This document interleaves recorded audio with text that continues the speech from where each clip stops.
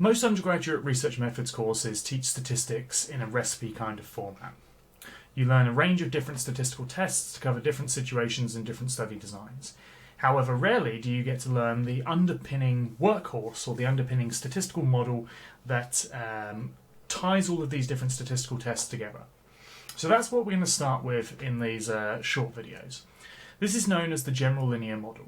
Now, this model underpins the majority of basic statistical tests that you are likely to encounter in different research studies that you read in the literature. Not all of them. Some statistical analyses build upon this into more complex forms, but the vast majority of basic ones all rely on this basic underlying model. And indeed, the majority of the statistical tests that you can use for the different study designs that you can select for your proposal this year all rely on this basic workhorse. So, let's consider two variables, x and y. If you remember from maths at school or at college, there is a simple equation that describes the relationship between these two variables when they form a straight line.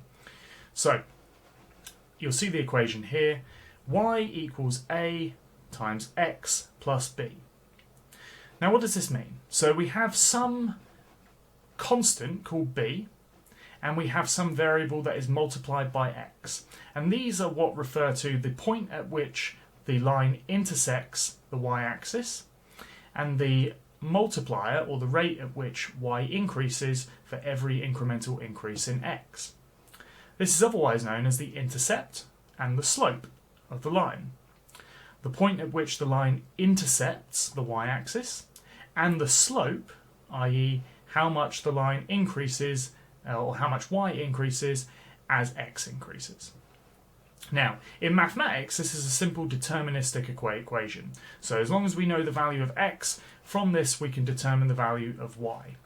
But when we're dealing with data in the empirical world and we're conducting research, often our data do not fit this line exactly. We have data that is variable. As we have discussed in previous lectures when we covered measurement and operationalization, there is always some error involved in the observations that we make. And what we are trying to uncover is that underlying true data generating process. Now, we can think of this equation by just adding another variable to it, which is denoted by this little Greek letter called epsilon here. And this refers to the error between the line that best describes that relationship and each individual observation. In statistics language, we tend to use the following kind of equation, or we notate it in the following form. So we have y, and the little tilde just is what's indicated, indicates it's a statistical formula. The beta here, denoted by the Greek letter, beta 0 refers to the intercept of the line, and beta 1 refers to the slope of the line. So we have now our statistical equation, which is y equals the intercept plus some slope times by the value of x plus some error. And with this we can predict values of y. Now what are these error values in the model? Well, these are something called residuals, and they denote the distance between the line that best describes this relationship and each individual observation. The parameters in the model, so the intercept and the slope, are determined by a method known as ordinary least squares, at least in this general linear model form it is. So, what we do is we find the line that minimises the sum of the squares of these residuals. So for each line hanging or leading up from the line that best fits, we find the line that minimises the sum of the square of each of these differences between the observed and the fitted line. To give you a little visualization of this, let's look at this little GIF. So you can see what we try to do is try to minimize the average of the squared errors. We minimize the amount of error denoted by the sum of those squares. And this is what's called ordinary least squares regression. Now, this model does have a number of assumptions associated with it. And it's worth considering these, and I would suggest that you check out the additional resources, the JASP textbook, to look at the varying assumptions for different kinds of versions of the general linear model for each of the statistical tests that you are likely to run. But to give you a quick overview of these assumptions. So the general linear model, as I mentioned, sometimes called linear regression, makes several assumptions such as the linearity of the data. Now, to be clear, this doesn't necessarily imply that the relationship in the data has to be linear, but that the relationship between the predictors and the outcome is assumed to be linear.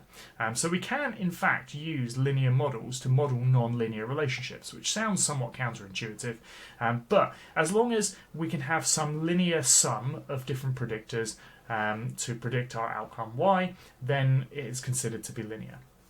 We also want our residuals, so those errors that we denoted, to be normally distributed. And we want there to be what's called homogeneity in the residuals variance, so that across different values of our predictor there is a constant variance. So it's not that we're getting more or larger residuals at higher values of y, or lower residuals at lower values of y, or vice versa, but that the residual errors are constant across the model. And we also want there to be independence of those residual error terms. So this is what's called the independence assumption. So each of those individual observations that we make are not related to one another. They come from individuals, for example. Now, you can check whether these assumptions hold true, and you can look for potential problems such as that non-linearity, or what is known as heteroskedasticity, which is that there is a non-constant variance of those residual or error terms. And you can also look for things such as the presence of influential values in the data, such as outliers or what are called high leverage points. Now, all of these assumptions and the potential problems can be checked by producing diagnostic plots that visualize the residual errors. And as I said, if you refer to the JASP book that's added in the resources, you can see various means of doing these for each of the different kinds of models and tests that you will run. In the remaining videos, we're going to talk about how the general linear model maps onto these different statistical tests, and then we'll also show some videos of how to actually run these in JASP.